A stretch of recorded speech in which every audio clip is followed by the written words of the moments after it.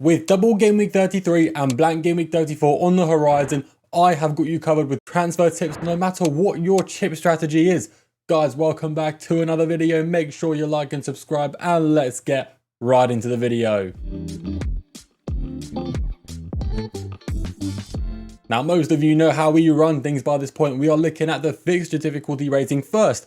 I ranked it as fairly as I can, but it really does depend on whether you have your free hit or not. Like, some of you want to use it in game week 33, some of you want to use it in game week 34. So those game week 33 fixtures don't matter for your team, whereas some of you, the game week 34 fixtures may not matter for your team. Whereas me, both matter for my team. You know, that's a whole nother story for a team selection video. But yeah, what I'm saying is it's different. It's very team dependent. First off, we'll look at the top with Wolves and Aston Villa. Great fixture run, not many great FPL assets. You could debate Watkins and Rodgers, maybe Matty Cash. Not awful. If there was ever a time to capitalise on those players, it would be now. As for Wolves, please don't buy any Wolves players. You wouldn't be doing yourself any favours though. So I'd recommend staying away from those. The teams with double game weeks who had the best fixture runs are Brighton and Leeds. So if you're one of those guys that want some double game week 33 players, you should be looking to players from those teams. Now, I personally think Brighton don't have a better long-term fixture run than Leeds, but they are higher on here because their entry point is so good. Like playing away to Burnley, you know, that makes Welbeck one of the best captaincy options for game week 32. Then you have Calvert-Lewin from Leeds, who in my opinion is arguably better to own than Welbeck, but much worse in game week 32. But he sets you up so much better for the, you know, long run, you know, end of the season, the last 4 game weeks specifically. So you got a lot of decisions to make. Like choosing Welbeck or Calvert-Lewin could depend on how many free transfers you have available. If you only have one and, you know, you're in the depths of despair, you should go for Calvert-Lewin because he'll set you up long term. But with Danny Welbeck, you can just transfer him out when he plays away to Newcastle and Calvert-Lewin plays home to Burnley. You know, you can do whatever you want. So once again, another team-dependent situation. Another fixture run that's key to talk about is the Arsenal fixture run. In my opinion, they have the best end-of-season run, and the only reason they're so low is because they play away to Man City. Arsenal players are still so essential. I know a lot of you are on Wildcard Game Week 32 and watch my Wildcard 32 video. If you're interested, I made a whole video on it. If you are on Wildcard Game Week 32, getting loads of Arsenal players isn't in your best interest, but come Game Week 34, you want to own at least 2, ideally 3 of them. Also, I completely forgot to mention, Manchester City and Crystal Palace will have a likely double game week, either Game Week 36 or Game Week 35. So make sure you keep an eye out for that. It's going to be somewhere, we just don't know where yet. That's why I'm not displaying it on this graph, because the location of the fixture is currently unknown. I also really like Newcastle assets for the end of season running, especially if you can find some bench cover for blank game week 34. Let's be honest, if you're not on free for blank game week 34, you probably cannot find any bench cover, which is a real negative of going for Newcastle players like Gordon, a Newcastle defender. They're great, but in game week 34, you're basically getting a guaranteed blank, and that's a blank game week. You're already going to be struggling for points, so it's not ideal to own Newcastle players for that game week specifically. But I do believe if you can find a way around it, it's going to be amazing for your end of season running, because the Newcastle attackers look quite strong. As for Brentford, you know, short term pretty good, but away to United and away to City, you know, away to the Manchester teams is not good in the long run. But players like Thiago, Dango Ouattara, Vandenberg, they play home to Everton, home to Fulham, and home to West Ham in the next 4 games. Short term, there are still some really good assets here. Then we get to the mid-table of the fixture difficulty rating. A lot of irrelevant teams here. We don't need to waste time discussing them. When you get to the bottom though, in the bottom 5, there are 4 teams who have a double game week 33. And if you're looking to target players who have a double in game week 33 because you can use your free hit in game week 34, these guys are still really good to target. Even Chelsea, they've got home to Man City, not great. Then the double, there's no amazing fixture in there, but it is a double game week and players like João Pedro will shine. As for Man City, you know, once again, 2 tough games, but they have a double, and one of those games in the double is away to Burnley. You're going to want a lot of Man City players, and when I recommend the players to buy, you will see how much I think you should invest in Man City players if you're looking to target players who have a double in game week 33. As for Burnley and Bournemouth, kind of avoids. Okay, let's be honest. I mean, fair enough, Senesi could pick up Defcons, and I think he's all right, but anyone else is an avoid. Burnley players you should probably steer clear from.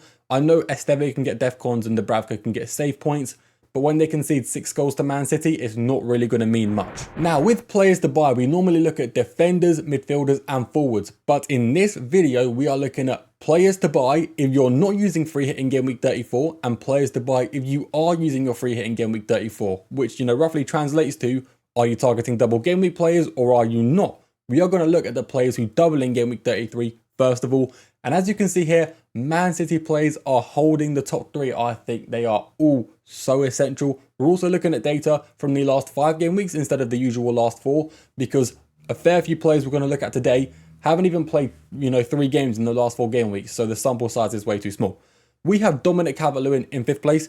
I think he slightly edges it over Welbeck. You could go to Welbeck if you want to target that, short-term fixture run that's better for Brighton, but long-term I think Calvert-Lewin is a lot more responsible, especially when you think about the fact he does play home to Wolves and home to Burnley in his next 4 game weeks. His issue right now is that his form isn't good, and I know all of you remember earlier on in the season his purple patch. He had one of the toughest fixture runs in all of FPL, and he was scoring goal after goal after goal. It didn't make much sense to me, he was on like a 6-game scoring streak, 8 goals in 6 games, and I was still recommending people avoid Calvert-Lewin. That shows how much I know about FPL. But on this good fixture run anyway, ignoring the past, if he can do it against the really tough teams, surely he can do it against the easy teams. That's what I think. Even though he's been racking up expected goals and big chances recently and not been putting them away, surely it's only a matter of time before he scores some. But then again, it is Calvert-Lewin, so we really don't know. Above him, we have João Pedro, Mr. On Form, the best player in the league right now in terms of output. I'm not going to sit here and say he's better than Haaland or Bruno Fernandes, but in terms of output in the last 10 games, no one is really close to him aside from Bruno Fernandes. And João Pedro has the underlying data to back himself up. These, big chance numbers, expected goals numbers, no one is touching him. No one is coming close to him right now. My only issue with João Pedro is that he doesn't have a great final 3 game weeks. And like I said, that entry point isn't great either. So yeah, he's great short term. But when you get towards the end of the season, you're going to need to use free transfers to get rid of him or just suck up a few blanks. Then we get on to our City players. Now, away to Chelsea is a red fixture. Yes, it is. But Chelsea aren't on great form right now, offensively or defensively. So that entry point that is a red fixture may not actually be as hard as the colour displays. It could be a mediocre fixture. I'm not going to say it's easy, but it could be decent. First up, we have Antoine Semenyo. Now, Antoine Semenyo is slightly behind O'Reilly because I think O'Reilly is an absolute cheat code at his price point. Semenyo has decent underlying data. It's not amazing, but it's pretty good. And Semenyo has been clinical all season. I find it very hard to believe he is going to blank in his next 3 games. Away to Chelsea, like I said, may not be too bad. Home to Arsenal, that's where I could see a blank. But away to Burnley, the guy is going to wreak havoc. He's going to run riot. I would be surprised if he didn't get 1 goal involvement. I'd be expecting maybe 2 or 3. And as someone who's not owned Semenyo for pretty much the entire time he's been at Man City, that's quite scary. And I'm going to make sure I'm bringing him in for double game week 33. And I think all of you should too. But then again, most of you watching this probably all already own him. Above him, we have Nico O'Reilly. Now, this is debatable. You could put Semenyo first. But Nico O'Reilly is a 5 million defender who's playing as a midfielder with very good offensive numbers. Like, the XG here is incredibly high. It would be high for a striker that costs 8 million, but he's a defender that costs 5 million. He's cheaper, gets more points for a goal. Not to mention, he plays for a decent defense and he has options for clean sheet points. The possibilities are endless, and I think going without him is one of the most dire mistakes you could make in FPL. You could, almost ruin your season with just one decision by deciding to ignore Nico O'Reilly. Then I know it's boring, but in first we have Erling Haaland. Now, Erling Haaland's form in the Prem is pretty bad, and his underlying data isn't sensational, but it is Erling Haaland, and he did just score a hat-trick in the FA Cup. So I think he's found his form a little bit. Maybe all he needed was a decent rest, and a decent rest is what he's got. He's come back from it, and he scored 3 goals in 1 game. That is the Haaland we all know. Let's be honest, we're all scared of him. And I think he is the most essential player to own in FPL right now. I know that's not really going to be controversial, but some of you who may have sold him, you may disagree with me, but I think you may be delusional. If you don't have Haaland, if you're one of those people without him, you really need to bring him in your team. And if you don't own Haaland and you somehow survive and Haaland blanks again and again, I'm sorry, I've given you wrong advice, but I really don't think that's going to happen. Now, this is for the non-free hit 34 teams. Whether you don't have free hit or you're using it in game week 33, these are the best 5 players you can buy. The options aren't as good, but they're still pretty solid. Like, at the end of the day, see, I'm someone who doesn't have a lot of double game week plays, and I can afford to bring in the likes of Semenyo and O'Reilly without having, a bad team for blank game week 34. I can still field a full 11. But if you're one of those guys that already has like Semenyo and Haaland and O'Reilly, you're going to want to be targeting these players. It really depends how many current double game week players you have.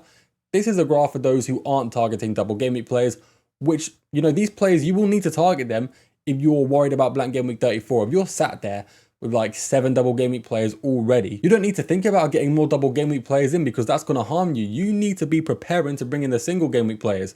With that being said, I don't think you should sell players that are going to double in game week 33 right now. I think you should wait for them to double and roll some transfers, then just sell them in game week 34. So this graph may not be as useful for as many people, but it's still worth talking about anyway. We have Thiago here as a 7 out of 10. These next 4 game weeks are amazing. I think he's a great striker to own.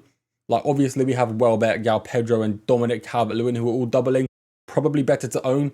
But if you're in the market for a striker who doesn't blank in game week 34, Thiago is easily the best guy to go for. There's no one else that's really touching him. No one on his level. His form is great. His fixture run is a lot better. So, yeah, Thiago, bog standard option. Pretty safe as well because his ownership is going to be quite high.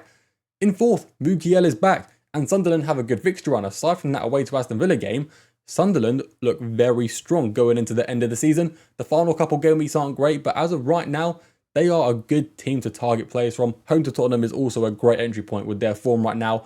And we all know how good Mukiele is. He is on track to be the highest scoring player who started the season at 4 million, which is a huge thanks to DEFCONs. But even without DEFCONs, he's still been pretty good. You know, he's been scoring, assisting, getting clean sheets, bonus points. So he's still a fairly good player without DEFCONs. But we don't need to think about what he's like without DEFCONs because he is still going to be getting DEFCONs for all of us if he's in our teams. Then we have Anthony Gordon. Now, with these Arsenal and Newcastle players, guys, I really thought they were actually going to be doubling. I thought they would beat Southampton. I mean, call me crazy, but somehow I thought they were going to qualify. They didn't though. So now we have Newcastle and Arsenal players who are not doubling in game week 33. The issue is there's a lot of fitness issues with Arsenal and Newcastle. Obviously, Gabriel is on here and he is a fitness issue. You know, he is a rotation risk. We will talk about that when we get to him. But assuming he's going to start game week 32, he is an easy 10 out of 10. Anyway, Gordon first.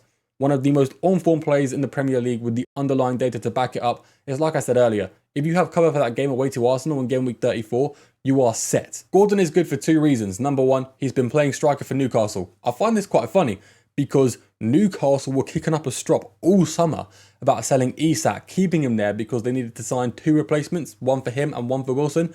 They ended up signing Voltemade and Johan Wissa, 2 pretty good strikers, just to get to game week 32, and they've decided Gordon is the best striker option and Voltemade is now a midfielder. Doesn't make sense, but the Gordon stocks are going up because of it. Gordon is also on penalties. I don't know how long he'll keep that up for, to be honest. I don't know why he's the Newcastle pen taker when you got Wissa and Voltemade, who are 2 really good pen takers. But once again, as an owner, as someone who's benefited from this, I'm not complaining. Then we get onto the 2 10 out of 10s. Now, Gabriel was spotted in training as of when I'm recording this, which is Monday evening. So Gabriel is looking likely to be okay. I think he was subbed off just as a precaution, but I'm not going to jinx him just yet. Gabriel, we all know Gabriel. The most points per game, technically speaking, the best FPL asset in the 25-26 season, which isn't really hard to believe. It's just weird that it comes from a defender who only costed you 6 million at the beginning of the season. He's got goal potential, assist potential, clean sheet potential for easily the best defense in the league, and he's been really good for DEFCONs recently. So yeah, Gabriel, absolute no-brainer. And it is the same for Bruno Fernandes. 0.88 expected goal involvements per 90. Absolute assist and set piece machine. He is going for the assist record. Him and his teammates want it. I think they can make it happen, but that could just be me, you know, as a United fan, being a bit optimistic, but we will see. Bruno's DEFCONs aren't really there anymore. He used to be that guy who could get goals, could get assists, and get DEFCONs. He's not a DEFCON man anymore, but it looks like the potential for assists and goals have gone up massively, so we shouldn't complain. He's at the top of this list, and it's kind of a waste of space because I bet everybody watching this video already knows this and already has him. But if you're one of those guys, you know, one of the few doubters who doesn't own Bruno and isn't planning on bringing him in, this is hopefully a wake-up call for you.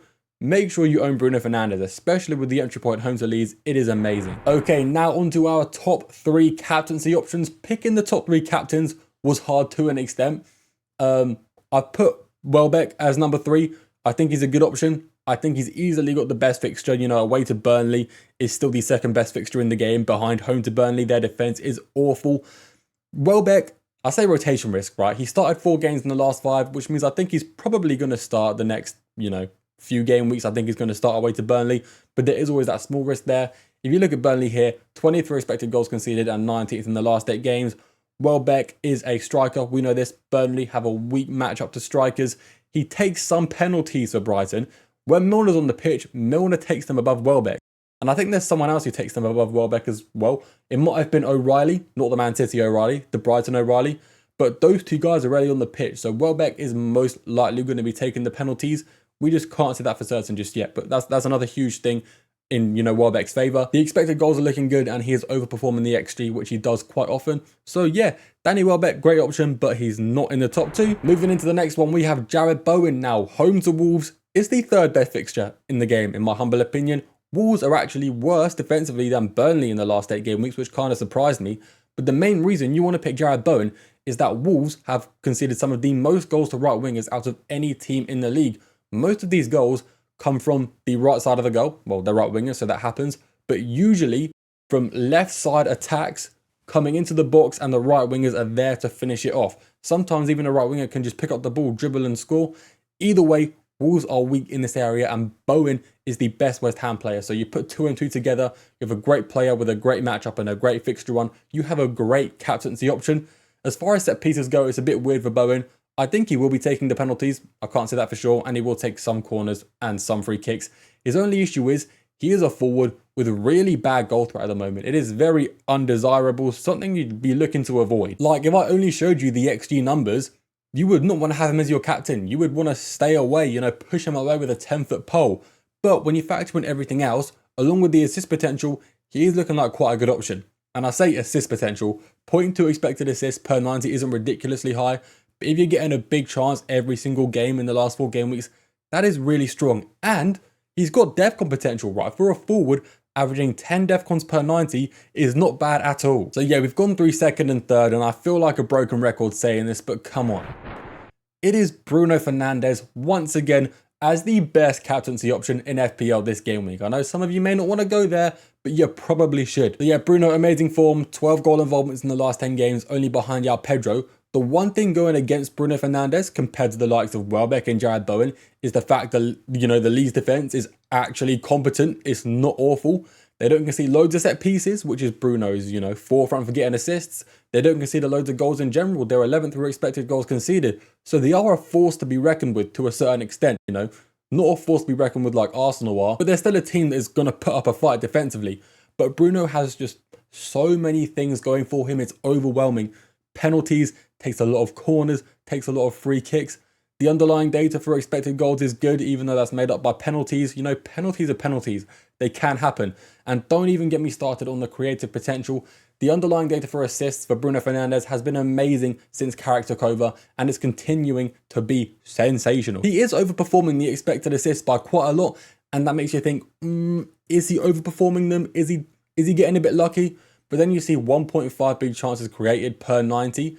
You know, if he creates a good enough big chance and he sets up the likes of Mbumo, Cunha, Sesko, these are players that can score most of their big chances, which is why Bruno's able to get so many assists. And when you get an assist from the set pieces, Casemiro is an absolute demon this season. It's almost like every header he gets, he is scoring it. So yeah, in my opinion, Bruno is the best captain for FPL in Game Week 32, and I'm sure a lot of you will agree with me, but it's not a landslide win, okay? Bowen and Welbeck are 2 really good options, a close 2nd and a close 3rd. And if you're looking to go differential, you're looking for an alternate options, you know, Bowen and Welbeck are really good to target. Don't avoid them just because you're scared of Bruno. Anyway, guys, that is it from me. Let me know your thoughts down in the comments. Do you agree with what I'm saying, or do you disagree with some things? I'm happy to debate in the comments. If you did make it this far, you are greatly appreciated. And I will see you all in the next video.